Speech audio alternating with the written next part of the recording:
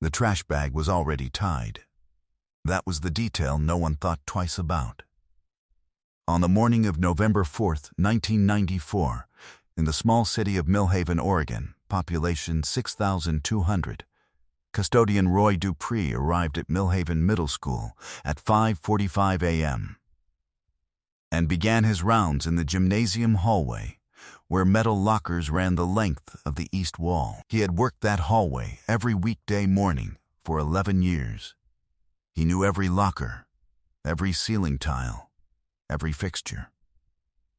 What he noticed on that particular morning was that locker 114, which had been assigned to a 7th grade girl named Cassidy Varn, who had been reported missing 9 days earlier, had a trash bag tucked beneath it, against the baseboard, pushed far enough back that it sat in the shadow of the locker's lower edge. The bag was tied. Tied trash bags did not belong in school hallways. Roy set down his cart. He crouched and reached back and pulled it out. He found a gray hooded sweatshirt, a single white sneaker, and a laminated school ID card with a photograph of a 12-year-old girl who had not been seen since October 26th. He was alone in that hallway. He sat on the floor with the bag in his hands. Then he went to the front office and called the Millhaven Police Department. What he had found had been sitting beneath that locker for 9 days, while the investigation that should have found it went in every other direction. But to understand why Roy Dupree's 5:45 morning round changed everything, and who paid the price for what trained investigators missed, you first have to understand who Cassidy Varn was. Millhaven, Oregon, in the fall of 1994, sat in the narrow valley between the Coast Range and the Cascade foothills. The kind of place that smelled like rain and cut wood and was only barely large enough to support a single stoplight on its main street. The valley farms had been there since the 1880s, and the town had grown up around them in a way that never quite separated itself from the land. You could stand on the school's front steps on a clear morning and see the ridgeline, and everybody who had grown up there had, as children, understood that the mountains were always present and always visible, and that this was simply part of what it meant to be from Millhaven. There were 2 elementary schools, 1 middle school and 1 high school. By the time a child reached 7th grade at Millhaven Middle, she had been in school with the same 30 or 40 kids for 6 straight years. Everybody knew everybody. Cassidy Varn was 12 years old in October 1994, a 7th grader who had inherited her grandmother's habit of arriving places 10 minutes early, her father's ability to fix almost anything mechanical, and a laugh so loud that her friends had given it a nickname. The Cassidy alarm, they called it, because it had a way of going off at exactly the wrong moment, in exactly the right situations. She had an older sister named Becca, who was 15, and a younger brother named Paul, who was 9, and the 3 of them walked to school together on the days when the weather was tolerable, and argued about which radio station to play in the car on the days when it wasn't. Their father, Thomas Varn, worked maintenance for the county roads department. Their mother, Diane, was a bookkeeper for a lumber mill 6 miles south of town. The family lived in a yellow house on First Street with a covered front porch and a garden that Cassidy had been growing tomatoes in since she was 7 years old.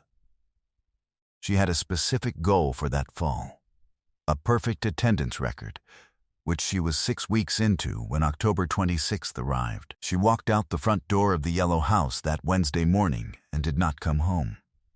In 2 hours, nothing she had been building would matter to anyone except the people who loved her. At 3:47 in the afternoon on October 26th, Diane Varn called Millhaven Middle School to ask if Cassidy had stayed after for something. The office told her no. School had released at its usual time. At 4:15, Diane called Becca, who had walked home separately and said she'd last seen Cassidy near the gym hallway at lunch. At 4:40, Thomas Varn arrived home from work and immediately got back in the truck. By 5:30, the Varns had driven every route between the school and First Street twice. By 6 dope, Thomas was at the Millhaven Police Department. The initial missing persons report was filed at 6:22 p.m. The duty officer noted, female juvenile, 12, last seen approximately 11:30 HR school campus. No evidence of runaway behavior. Family, credible. The following morning, a search was organized. Volunteers covered the trails along Millhaven Creek, the vacant lot behind the hardware store, the wood line at the eastern edge of the school property. A door-to-door canvass covered the 6 blocks between the school and First Street. Nothing. By the second day, the lead detective on the case, Sergeant Lowell Carr, 47 years old, 14 years with the Millhaven PD, had shifted focus to the school itself. He requested access to all staff and student records from October 26th. He reviewed the sign-in log, the late release list, the gym locker assignments. He walked the gymnasium hallway. He checked the lockers. He checked locker 114. The door was locked. He noted it as a sign to the missing girl and moved on. He did not request that it be opened. He did not examine the baseboard beneath it. That gap, 8 inches of shadow along the base of the east gymnasium wall, where a tied trash bag sat waiting, was 9 steps from where Sergeant Carr stood on October 28th. He turned and walked the other direction. 9 days later, Roy Dupree found it at 5:45 in the morning and crouched down and reached into that shadow and changed everything. But in those 9 days, Millhaven had searched. Volunteers walked the creek trail and the wood line. The patrol cars drove slow circuits of the neighborhood every evening. A tip line collected 43 calls in the first week, none of which produced anything. The school held an assembly. Students were told to tell an adult if they had seen anything. Nobody came forward. Cassidy Varn's photograph was taped to the window of the pharmacy on Main Street, the hardware store, the post office. Thomas Varn drove those routes every evening after his shift. He told himself the photograph meant someone would remember something. He told himself this every evening for 9 days. Then, Roy Dupree came to work. Sergeant Lowell Carr arrived at Millhaven Middle School at 7:12 a.m. On November 4th, 18 minutes after Roy Dupree's call to the department. The items in the bag were photographed in place before removal: the gray hoodie, the single white sneaker, the laminated ID. The sneaker was from a pair Cassidy had worn on October 26th, confirmed by Diane Varn, who identified it from the photograph at 8:30 that morning without being told what it meant. The sweatshirt had an iron on transfer on the left sleeve, a small sun, something Cassidy had made herself from a kit she'd found at the craft store. Diane identified it in 4 seconds. The ID card was Cassidy's own school identification. It had been tucked inside the sweatshirt. The lab processed the bag and its contents through the rest of that day and into the night. A partial fingerprint was recovered from the inside face of the bag. A second fingerprint, partial, was lifted from the ID card. Neither matched anything in the state database. What else the lab found was a small amount of biological material on the interior of the sweatshirt. It was submitted for DNA analysis, which in 1994, in a department the size of Millhaven's, meant a wait of several weeks. Sergeant Carr turned his full attention to the gymnasium hallway. How had the bag gotten there? Who had access to that part of the school after hours? The janitors, the coaching staff, the assistant principal who sometimes stayed late, the gym teacher, and a small group of students who had an afternoon sports program. The investigation had its first real direction. Carr interviewed everyone with key access to the east hallway. He found a name he did not expect to find: a part-time evening custodian named Warren Feld, 39 years old, who had been hired 4 weeks before Cassidy's disappearance and whose employment file listed a prior address in Eugene and no references that checked out fully. Feld was brought in for questioning on November 7th. He was calm.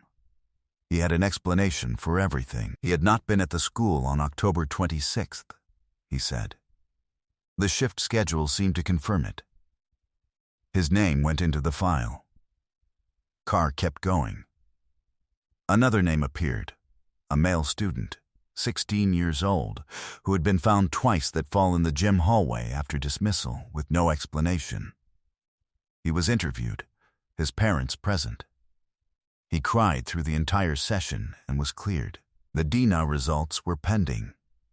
The case had a direction, but it was moving slowly, and Cassidy Varn had been missing for 3 weeks, and the case file contained a detail that would not be understood for 25 years.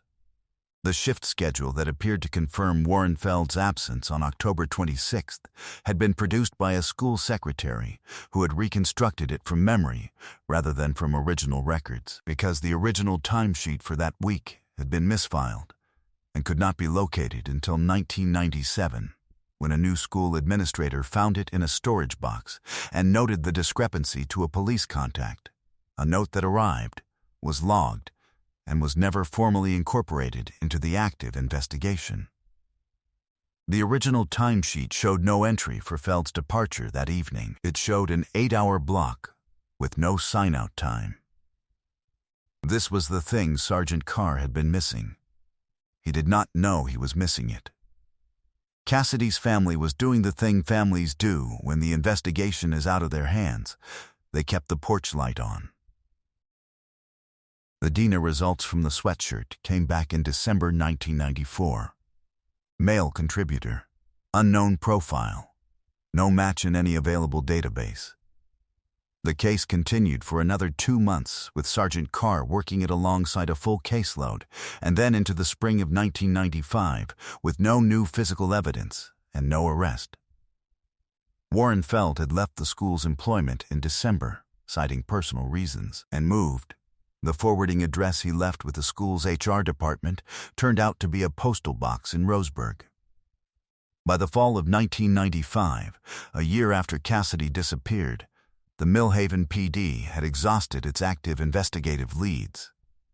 The case was formally categorized as cold in January 1996. Sergeant Carr retired in 2003. He told his wife on the night of his retirement that the Varn case was the one he was leaving unfinished. He kept a copy of the case notes in the bottom drawer of his home desk for the rest of his life. Becca Varn was a nurse in Portland by 2001. Paul Varn had just started high school. Thomas Varn still worked the county roads. The tomato garden in the backyard of the yellow house on First Street had been tended every spring by Diane Varn, who had found it, in the years after Cassidy disappeared, to be the one thing that required enough attention to keep her hands occupied and her mind from the particular kind of silence that had settled into their home and never fully left. On October 26th every year, Thomas drove to the school and parked in front of it and sat in the truck for a while. Nobody asked him not to. The yellow house on First Street still had the covered porch, and Diane still kept the tomato garden, and the porch light burned through the night, because they had never turned the habit off. The Cassidy alarm, what her friends had called her laugh, lived on in the particular way that the people who knew it would sometimes hear someone else laugh in a restaurant or a store and turn their head before they could stop themselves. Roy Dupree still cleaned the gymnasium hallway every weekday morning. The east wall had been repainted twice since 1994. The lockers had been replaced once, in 2008, with a newer model. Locker 114 was now Locker 112, the numbering having shifted in the renovation. By 2010, Warren Feld had been in and out of the Oregon dock twice on unrelated charges, using 2 different names, and his DNA was in the state's criminal database. Nobody in Millhaven knew that yet. Then, in 2019, the Oregon State Police Cold Case Unit began a review of unsolved cases with biological evidence. Every case on this channel represents weeks of research, records, sources, verifying every detail. If this work matters to you, take a second to like the video and subscribe. Drop a comment telling us where in the world you're watching from.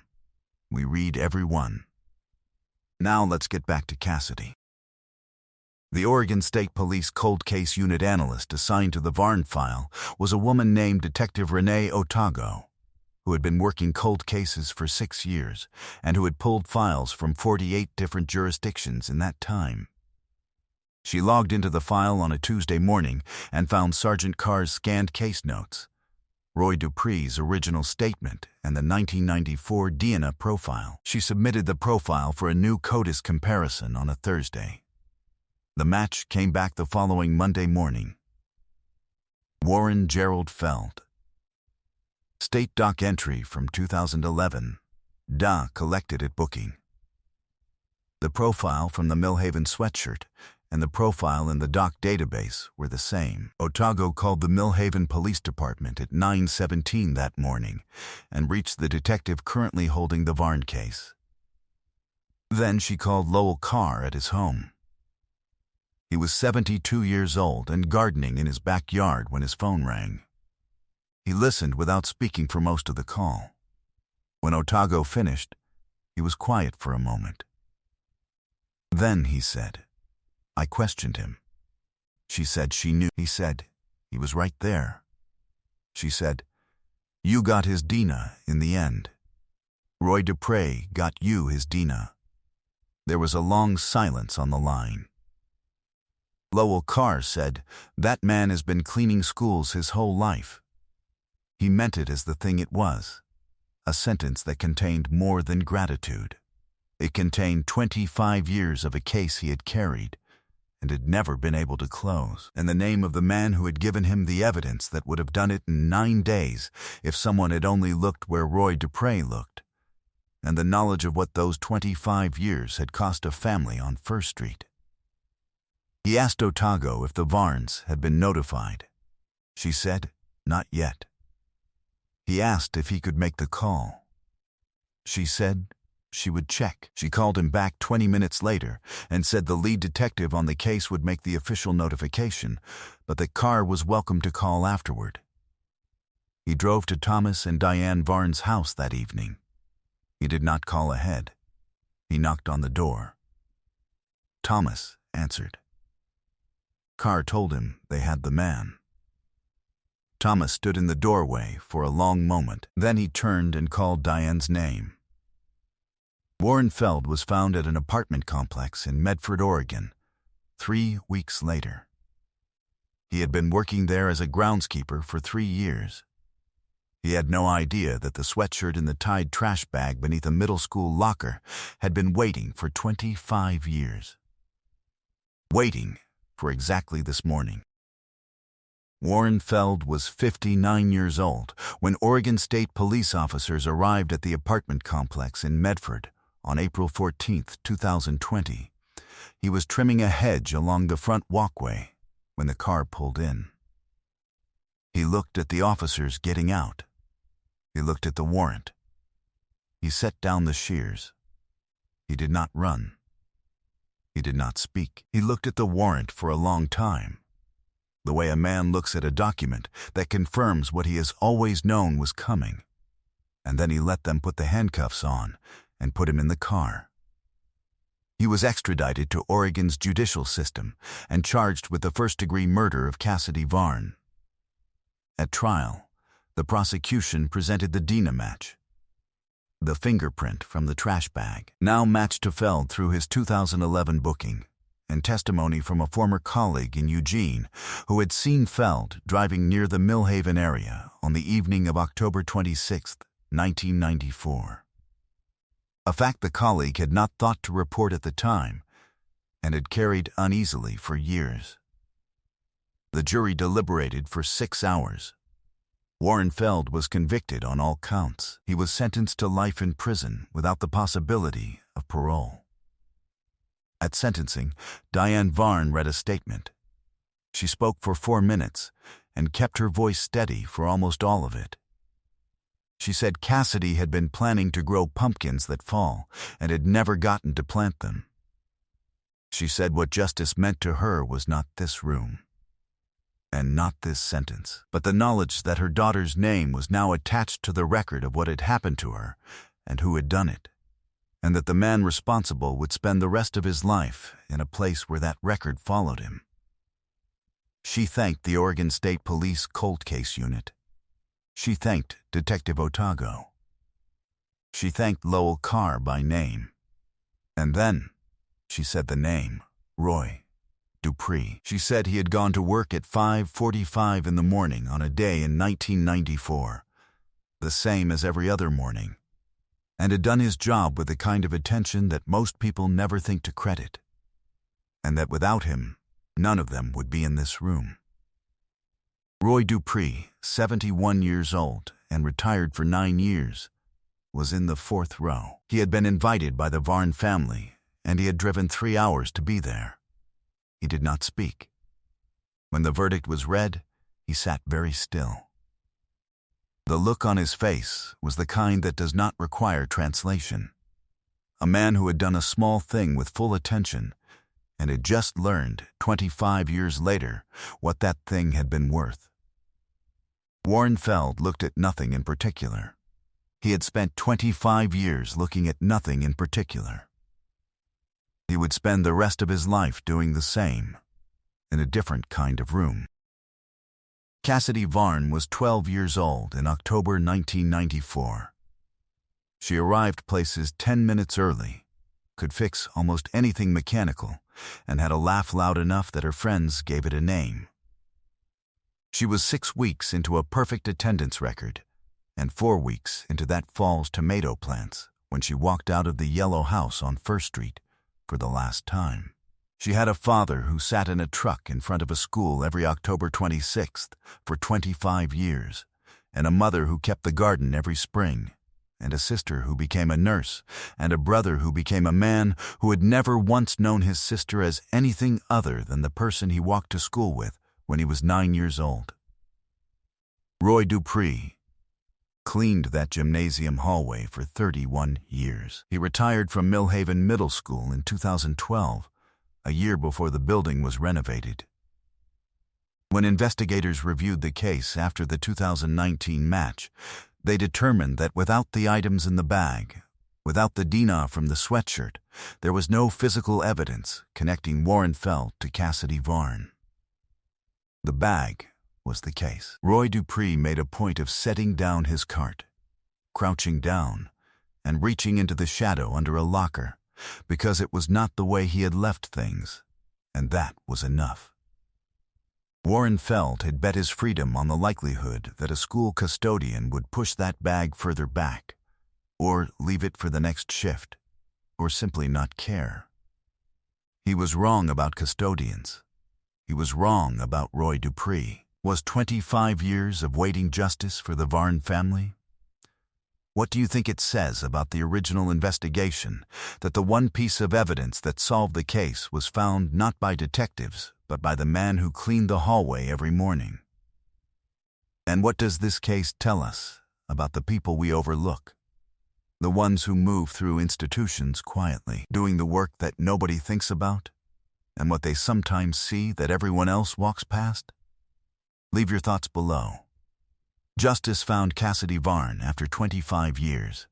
Stories like hers are why this channel exists. If you believe the truth is worth pursuing no matter who finds it, subscribe. The next case is in the description. Thank you for watching.